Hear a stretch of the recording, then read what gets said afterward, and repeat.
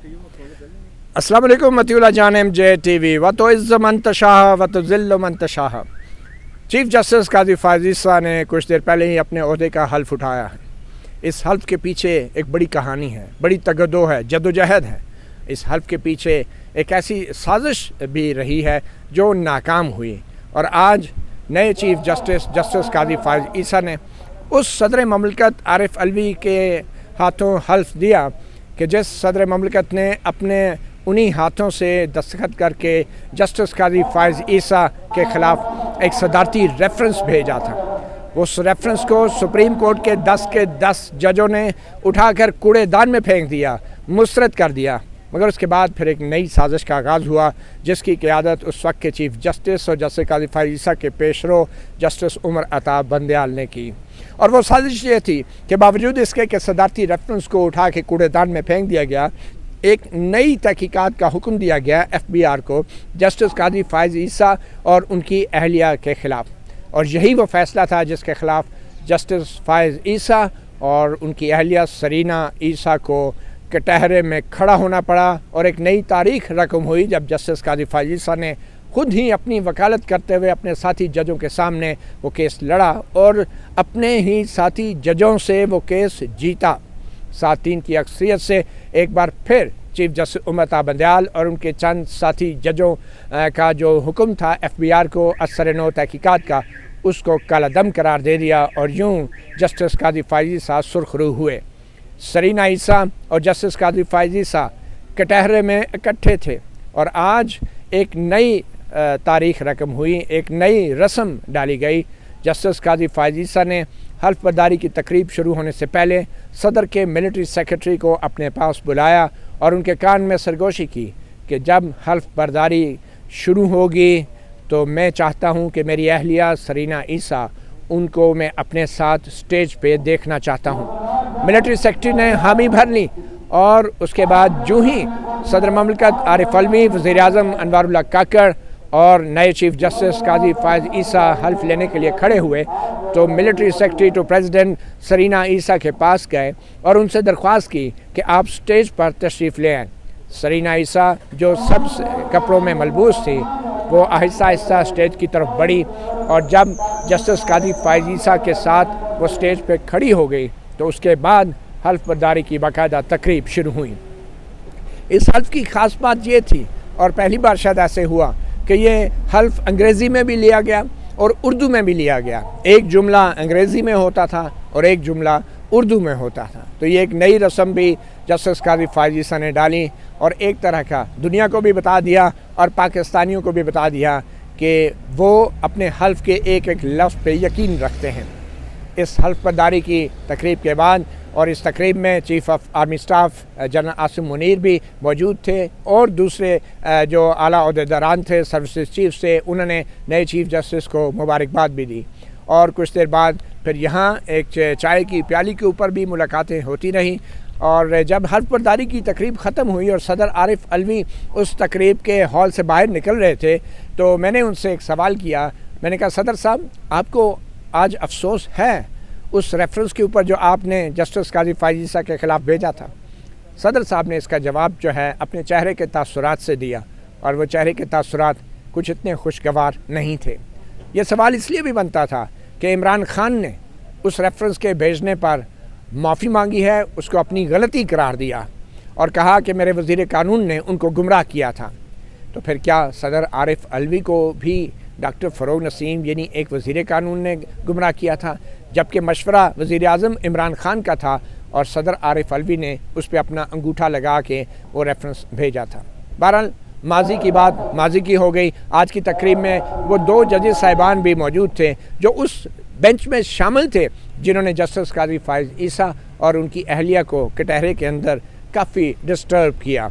उनमें जस्टिस एजाजुल एहसन भी मौजूद थे, जस्टिस मुनीब अख्तर भी मौजूद थे, बाकी जजेस रिटायर हो चुके हैं। आज की तकरीब की एक और ख़ास बात ये थी कि जो साबिक चीफ जस्टिस उमर अता बंदयाल थे उनको ख़ुसूसी तौर पे दावत दी गई थी और उनकी नशस्तें बिल्कुल हल्फ बर्दारी के स्टेज के सामने रखी गई थी और चीफ जस्टिस उमर अता बंदयाल और जो उनकी अहलियाँ हैं साबिक चीफ जस्टिस उमर अता बंदयाल, वो आज दोनों नहीं आए। जब उन्होंने अफसोस किया तो उनके नामों की पर्ची कुर्सियों से हटा दी गई। जो 3 साबिक चीफ जस्टिस साहिबान थे, जस्टिस साकिब निसार, जस्टिस आसिफ सईद खान खोसा और जस्टिस गुलजार अहमद, हमारे ज़राए ये बताते हैं कि इन तीनों साबिक चीफ जस्टिस साहिबान को दावत ही नहीं दी गई तकरीब में शिरकत के लिए। और ये जो इख्तियार था ये ऑब्वियसली नए चीफ जस्टिस का प्रेरोगेटिव था और ईवान सदर ने उनसे जो फहरिस्त मांगी उनमें जस्टिस साकिब निसार, जस्टिस आसिफ सईद खान खोसा और जस्टिस गुलजार अहमद के नाम मौजूद नहीं थे। बहरहाल बड़ी तादाद में मीडिया, वकला, सुप्रीम कोर्ट के तमाम जजेस और हाई कोर्ट के जजेस साहिबान भी आज की तकरीब में मौजूद थे। आज की तकरीब से एक नया दरवाज़ा खुल रहा है, एक नया सूरज उभर रहा है। और जैसे साबिक चीफ जस्टिस ने कहा था कि उनका सूरज डूब चुका है, तो सूरज तो डूब रहा था मगर शायद बहुत से लोग उनको सूरज मानने के लिए तैयार नहीं। तो आज इसी हवाले से बात करेंगे। हमारे साथ सीनियर जर्नलिस्ट डॉन अखबार के नासिर इकबाल मौजूद हैं और उनके साथ हसनात मलिक। ईवान सदर से इस वक्त हम आपसे मुखातिब हैं। नासिर इकबाल साहब, सबसे पहले तो ये बताएं, आज आपने डॉन की ख़बर भी बड़ी लगाई है, आपका बड़ा तज्ज़िया भी छपा है, तो आज की इस तकरीब की आपको सबसे दिलचस्प बात क्या लगी? शुक्रिया मतिउल्लाह। तकरीब के दिलचस्प जो मुझे सबसे मज़े की जो चीज़ मुझे बहुत अच्छी लगी वो यही है जिसका आपने तज़किरा तो वैसे कर दिया, लेकिन मैं फिर रिपीट कर देता हूँ कि जब ओथ हो रही थी उससे पहले अपनी मिसेस को उन्होंने बाकायदा स्टेज पे बुलवाया और मिलिट्री सेक्रेटरी शायद उनसे कहा कि जब मैं ओथ लूँ तो उनको बुला लिया जाए, तो वो भी तशरीफ़ लाई। और ये एक चीज़, ये एक तरह का सिंबल था कि हम दोनों ने मिल के स्ट्रगल की थी और कटहरे में भी इकट्ठे थे और यहाँ भी इकट्ठे। आपको याद होगा कि जब कोर्ट में हेयरिंग होती थी तो मिसेस सरीना ईसा भी आया करती थी, आज भी वो मौजूद थी और चेहरा उनका बिल्कुल हशाश बशाश और बहुत बिल्कुल जिसे कहते हैं ना रोशनी, बीमिंग फेस था। और मतलब जब बंदा किसी चीज़ को फतह करता है या सक्सेसफुल होता है तो जो खुशी उनके चेहरे में होती है वही खुशी उनके चेहरे में थी आज जो मैंने। फिर तो मैं आपसे पूछूंगा कि सदर आरिफ अलवी के चेहरे पे क्या टपक रहा था?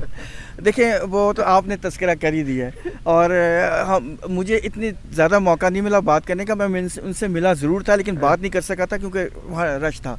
लेकिन काजी फायद ईसा साहब से जो चीफ जस्टिस हैं उनसे हमारी गपशप भी हुई, हमने उनके साथ तस्वीरें भी उतरवाईं और बड़ा अच्छा। और आज तो तकरीबन जो भी इम्पोर्टेंट लोग थे, प्राइम मिनिस्टर से लेके गवर्नर्स, प्रोविंसेस के चीफ मिनिस्टर्स, हर पूरी कैबिनेट और आर्मी चीफ और DGISI और जितने भी इम्पोर्टेंट लोग थे सब मौजूद थे। तो बड़ी अच्छी तकरीब थी आज की। ये बड़ी ही एक तारीख रकम हुई है। आज की इस हल्फ बर्दारी की तकरीब के पीछे एक पूरी तारीख है और उस तारीख का मुशाहदा नासिर इकबाल ने भी किया, मैंने भी किया, हसनात मलिक ने भी किया। हसनात मलिक साहब, बहुत कुछ हुआ आज का दिन देखने के लिए। जस्टिस काजी फायद ईसा और उनके अहल खाना, उनकी अहलिया को बहुत कुछ सामना करना पड़ा। तो आपके ख्याल में क्या ये एक मामूल की हल्फ बर्दारी की तकरीब थी या तीसरी दुनिया के पाकिस्तान जैसे मुल्क की एक नई तारीख थी जिसको किसी न किसी सूरत में मोरख जो है रिकॉर्ड पे ज़रूर लाएगा? बिल्कुल, इसमें कोई शक नहीं है कि ये एक एस्टेब्लिशमेंट की और उस वक्त की सुप्रीम कोर्ट की एक जॉइंट मूव थी। जो चीफ जस्टिस जिनको दावत नहीं दी गई वो पूरा उस कंस्पिरेसी का हिस्सा थे। उस वक्त की एस्टेब्लिशमेंट और ख़ासकर जनरल फैज़ वो इस पूरा इन दोनों का नेक्सस था जो रेफरेंस आया और वो रेफरेंस उन्होंने अपनी करेज से उसको ज़ायल किया और ख़त्म किया। अदरवाइज़ पूरी एफर्ट थी कि उनको काजी फैसा को निकाला जाए। जब हम देखते हैं कि 7 जजेस ने मामला FBR को भेजा तो मुझे याद है उस वक्त एक PTI के मिनिस्टर ने कहा कि जी जनरल फैज़ ने बड़ी मेहनत की थी, जनरल फैज़ साहब ने बड़ी मेहनत की थी। तो फिर उसके बाद ये हुआ कि उन जजेस को भी अंदाज़ा हो गया और फिर रिव्यू एक्सेप्ट हो गया। लेकिन बंदयाल साहब ने आखिरी टाइम तक कोशिश की और जो आप उनके रिव्यू का फैसला 80 पेजेस का देखें तो उन्होंने काजी फैज़ साहब को एक गलत, उन्होंने कहा कि इन्होंने गलत बयानी की, साबित करने की कोशिश की कि जी ये गलत बयानी हमारे साथ करते रहें। और फिर उनकी मूव ये थी कि कुरेटिव रिव्यू जो फ़रोग नसीम का ने फ़ाइल किया था लॉ मिनिस्टर ने कि हम इसको दोबारा टेकअप करेंगे, जस्टिस मकबूल बाकर रिटायर होंगे तो करेंगे, लेकिन कुदरत को करना कुछ और मंजूर था। वहाँ ये हुआ कि रजीम चेंज हो गई। जब PTI की रजीम चेंज हुई तो इस्टेब्लिशमेंट भी जो है वो उस तरह कह सकते हैं कि वहाँ उसमें भी तज़ल्ज़ुल आया वहाँ की सूरत हाल में। और फिर लेकिन कुरेटिव रिव्यू नून लीग ने भी वापस नहीं किया, क्योंकि जनरल बाजवा जो हैं वो आखिरी टाइम तक उसके साथ उसको चलाना चाह रहे थे, उनके कुछ थे तफज़ात। लेकिन जब मौजूदा इस्टेब्लिशमेंट आई और उसके बाद हमने देखा कुरेटिव रिव्यू वापस हो गया और ये सारी चीज़ें, तो बड़ी एक एफर्ट रही है तकरीबन मई 2019 से लेके अब तक। और ये नासिर साहब और आपको मुझे सबको पता है कि किस तरीके से जो है वो एक जॉइंट एफर्ट थी जी बिल्कुल। अच्छा, आज की ख़ास बात, एक और ख़ास बात थी नासर आपके लिए भी और असनात आपके लिए भी। आज एक ऐसा शख्स भी तकरीब हल्फ बर्दारी के हॉल में मौजूद था कि वो शख्स अगर अपना फ़ैसला न बदलता तो शायद आज जस्टिस काजी फायज ईसा चीफ जस्टिस का हल्फ न उठा रहे होते। वो शख्स थे जस्टिस रिटायर्ड मंजूर मलिक साहब।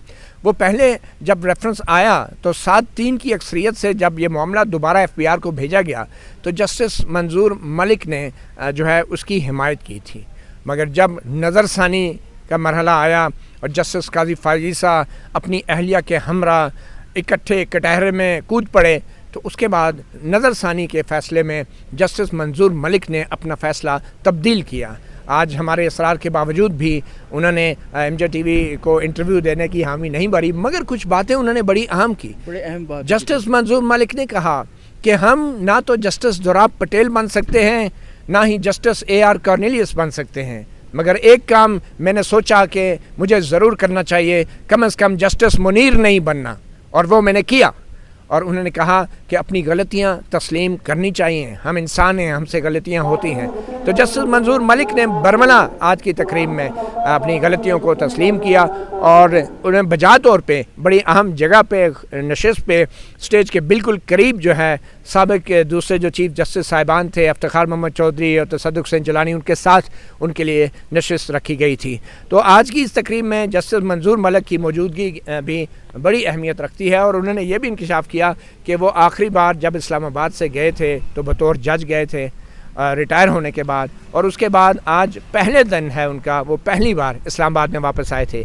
तो नासिर मलिक साहब आपके ख्याल में, नासिर इकबाल साहब आपके ख्याल में अब चीफ जस्टिस काजी फायज ईसा के लिए सबसे बड़ा चैलेंज क्या है? आप खबरें ये आ रही हैं कि पीर के दिन फुल कोर्ट बैठ रही है और प्रैक्टिस प्रोसीजर एक्ट का कोई ना कोई नतीजा निकाल के उठेगी, तो कितना अहम है पीर का दिन? शुक्रिया बतुल्ला।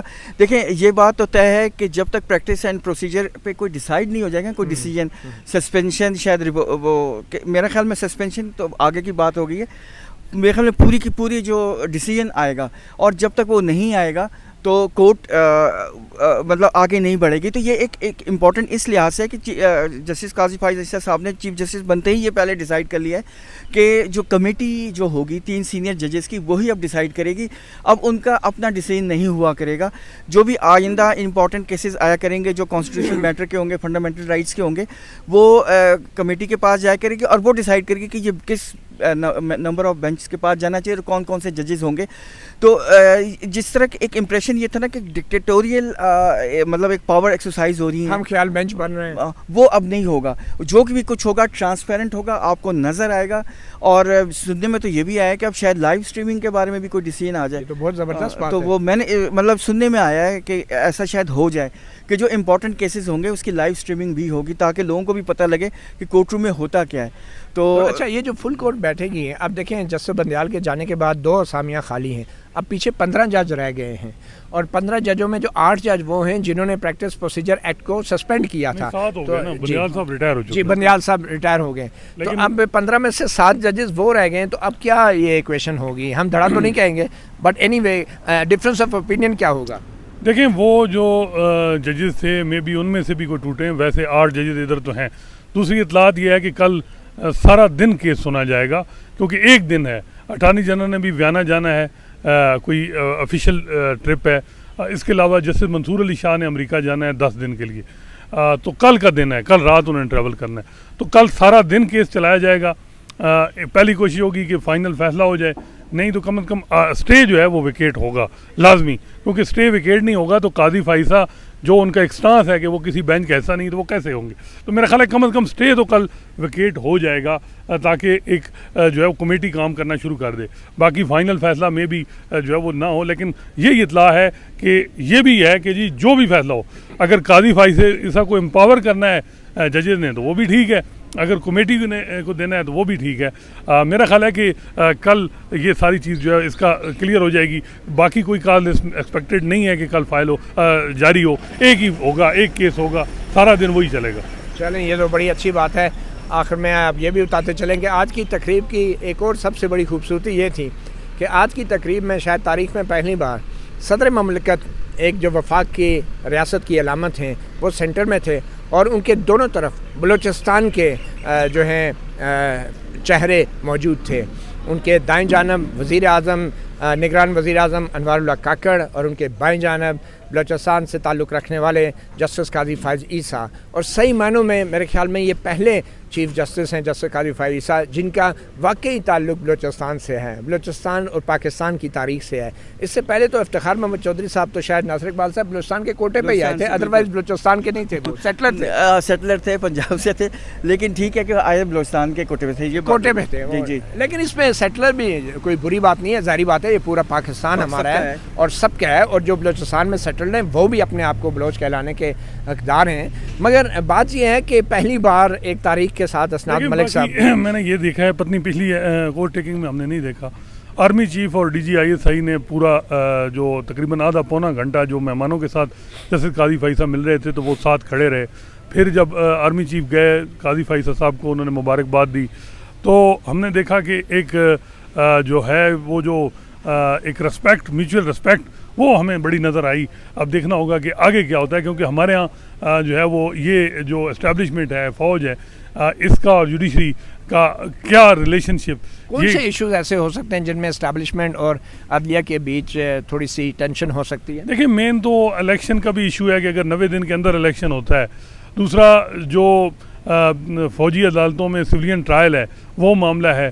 तीसरा कुछ PTI के लोगों को है कि जी हमारे ख़वातीन को ज़मानतें नहीं हो रही। हम अगर तैयब साहब थोड़ा सा प्रेसिडेंशियल गार्ड दिखा सकें, ये माशाल्लाह से वो प्रेसिडेंशियल गार्ड हैं जो हर तकरीब में मौजूद होते हैं, मगर जब तारड़ साहब को निकाला गया था तो ये यहाँ पे नहीं थे शायद। बट एनीवे तैयब साहब वापस आ जाएं। अच्छा, मैं उसमें एक चीज़ ऐड करूँ अगर आपकी इजाज़त तो। जी। ये मेरा अपना तजिया और गलत भी हो सकता है कि जब ये मिलिट्री कोर्ट का केस होगा तो शायद चीफ जस्टिस साहब फ़ाइज़ ईसा साहब शायद उसमें ना बैठें, इसलिए कि वो अपना माइंड किसी अमेंडमेंट में दे चुके हैं और जो टेस्ट होगा वो सुप्रीम कोर्ट का होगा, नॉट काजी फ़ाइज़ ईसा साहब का, क्योंकि उन्होंने अपना माइंड दिया हुआ है और उन्होंने ये कह दिया है कि ये फंडामेंट मतलब जो है मिलिट्री कोर्ट में नहीं हो सकते ट्रायल किसी भी सूरत में सिविलियंस।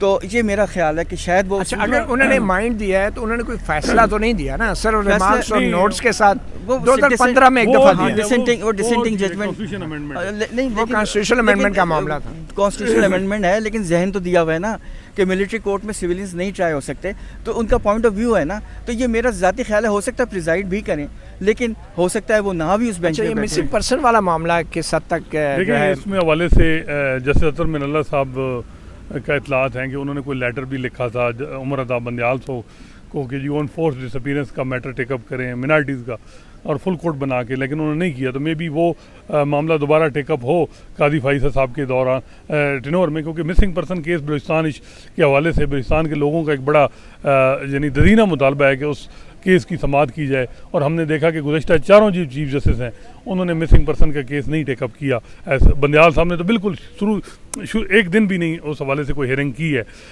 लेकिन जो असल इशू है वो है इलेक्शन का मैटर। इलेक्शन मैटर में जो है वो अब देखना होगा कि क्या सूरत हाल है। अगर वो मामला फुल कोर्ट के सामने आ जाता है तो जो भी डिसीजन हो इसमें साबिक चीफ जस्टिस बंदयाल साहब की तरह ये तो नहीं है कि मखसूस फैसले के लिए मखसूस हम ख्याल बेंच बनाना है। अगर फुल कोर्ट जो भी फैसला करें उसमें एहतराम करना चाहिए। बिल्कुल। और जो मतीउल्लाह जान साहब, आज मैंने देखा कि जो वकला हैं, वकला की तंजीम में जिस तरह तकसीम है, दोनों ग्रुपों, दोनों धड़े जो थे, इंडिपेंडेंट ग्रुप और प्रोफेशनल ग्रुप, उनके सरकर्दा लोग हामिद खान मौजूद थे, आबिद ज़ुबैरी थे, दूसरी तरफ से एहसन बून थे, कल्बे हसन थे, सारे मौजूद थे। दोनों जो धड़े, ये एक बड़ा प्लस पॉइंट जस्टिस काजी फ़ाइज़ा को अभी मिला है और होगा कि उनको वकला की दोनों तरफ से सपोर्ट है। मुनीर मलिक साहब मौजूद थे और जो अभी सलाउद्दीन साहब की पिटीशन है उसको भी अब देखना होगा कि वो मुतालबा करने जा रहे हैं कि फुल कोर्ट सुनाए इस मामले को। तो लेकिन केस काफ़ी हद तक सुना जा चुका है।